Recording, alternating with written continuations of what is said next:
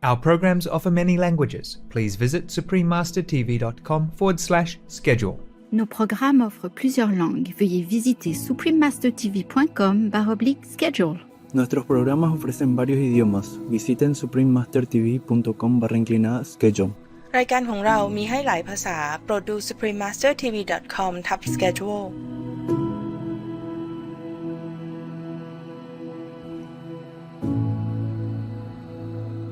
While in the hospital emergency room, Ms. Kimberly Clark-Sharp simply let go of her life. That's what I did. I let go. I then found myself in another place entirely, and then something showed up. That's something I don't have words for. Many people would say God. Many people would say source. For me, it was a big, bright light. It was just thunderous power, and a light brighter than our sun, brighter than anything.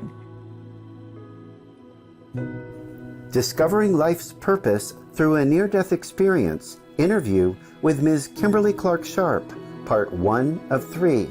Continue watching to find out more.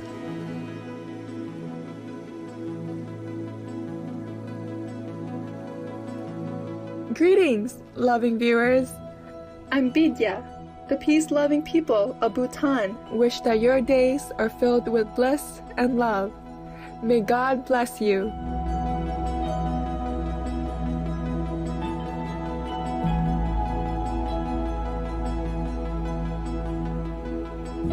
Welcome to part 1 of our 3-part series, Discovering Life's Purpose Through a Near-Death Experience. Interview with Miss Kimberly Clark-Sharp. Miss Sharp is the author of After the Light, The Spiritual Path to Purpose, and the founder of Seattle International Association for Near-Death Studies, the world's oldest and largest support group for people who undergo near-death experiences.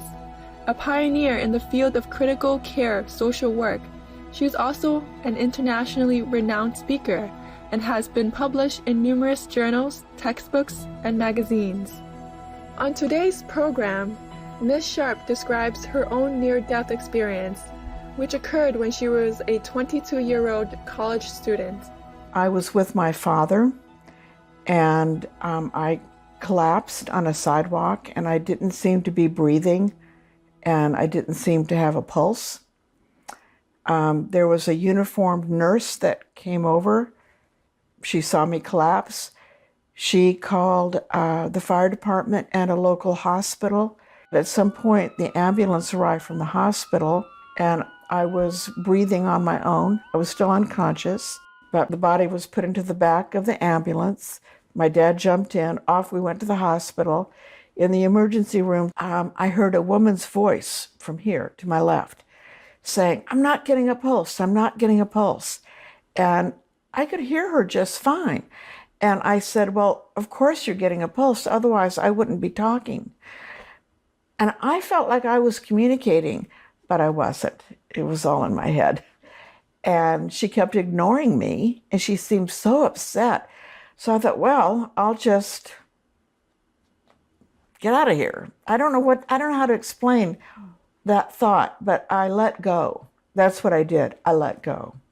I then found myself in another place entirely. I wasn't alone. I was nice and comfortably warm, but I was surrounded by fog.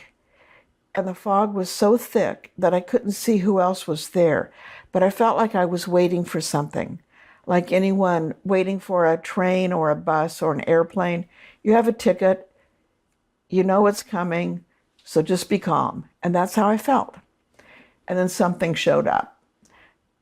That's something I don't have words for.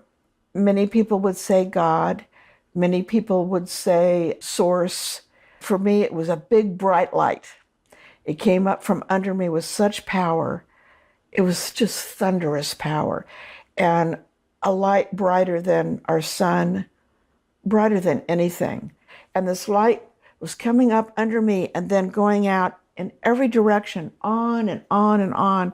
And at the same time, in a way that's hard to describe, it was layering on itself while it was spreading out, and the layers were endless. And I understood somehow that I was viewing eternity. It was endless. It was forever. And that has left me thinking that we are all eternal. I don't know in what form. I just know that we have eternal souls, for lack of a better word. Our bodies will die, but ourselves will not.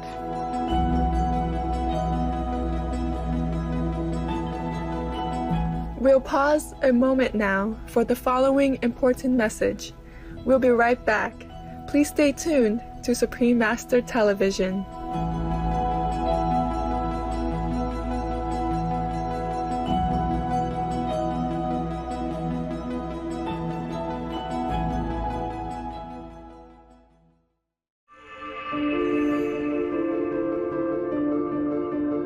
Welcome back to our program. While Miss Kimberly Clark Sharp was experiencing this eternal plane of existence, she learned many interesting facts about our sojourn here on Earth. So there I was having this, profound revelations, and I got to ask questions. The questions I asked were not in English. The answers were not in English or Chinese or any dialect known on Earth, but it was perfect. It was like telepathy. The communication was perfect. I asked, why are we born?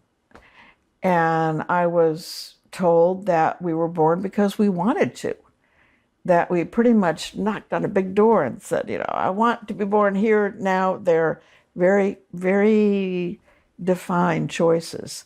So that was interesting. I asked about suffering and was told that that is the quickest way to remember where we're from. If we had it cushy all the time, we probably would not be nice people.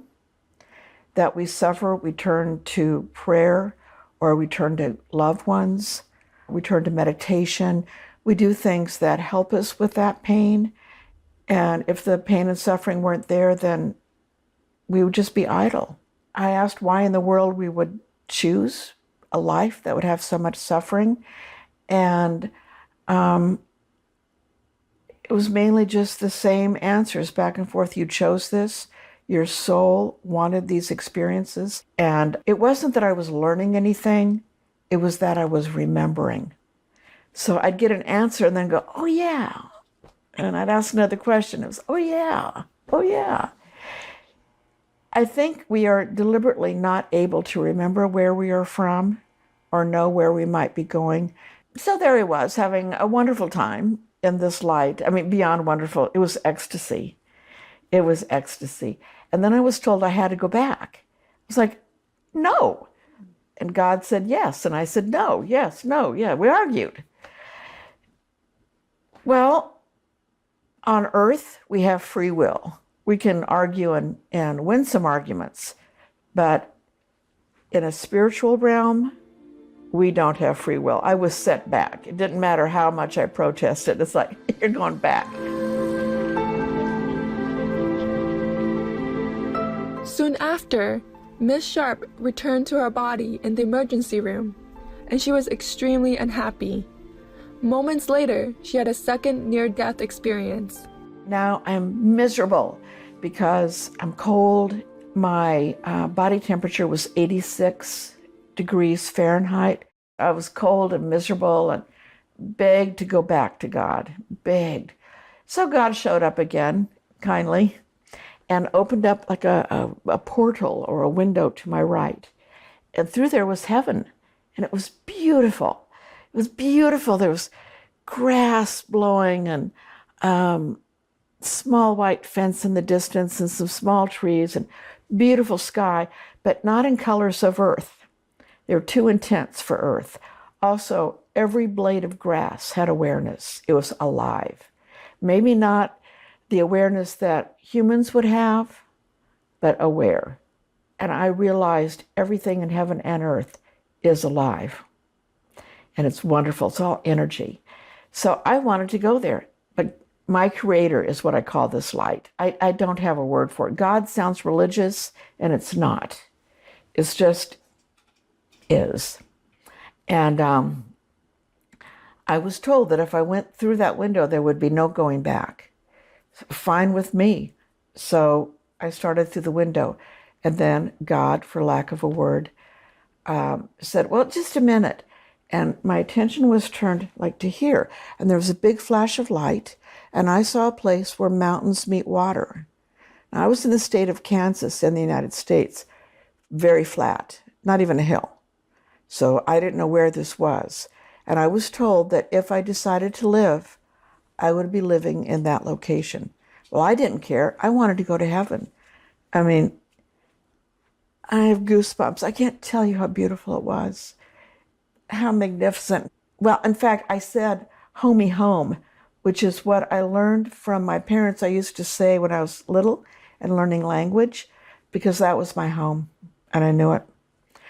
So I have goosebumps. So then I started to go through again, another big flash of light. And there was like a picture gallery of people's faces.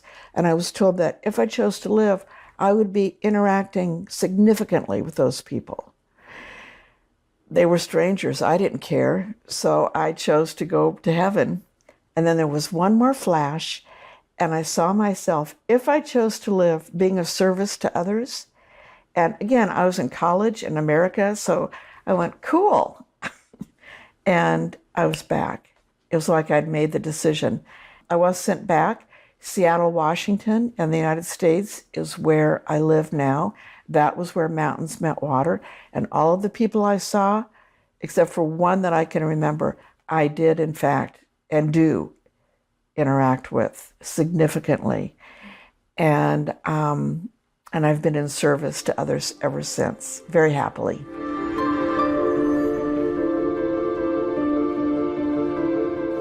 We sincerely thank Miss Kimberly Clark Sharp for sharing her own experience and love. May you be blessed for your inspiring work. For more information about Miss Kimberly Clark Sharp's work, please visit seattleiands.org. Loving viewers, thank you for your company today. Please join us again on Wednesday, November 27, for part 2 of our 3-part series. Coming up next is Katie Cantrell, presenting the realities of food sustainability and animal welfare, right after noteworthy news. Through the immense grace of the divine, may you discover and live according to your life's unique purpose. Our programs offer many languages. Please visit suprememastertv.com/schedule and suprememastertv.com/SS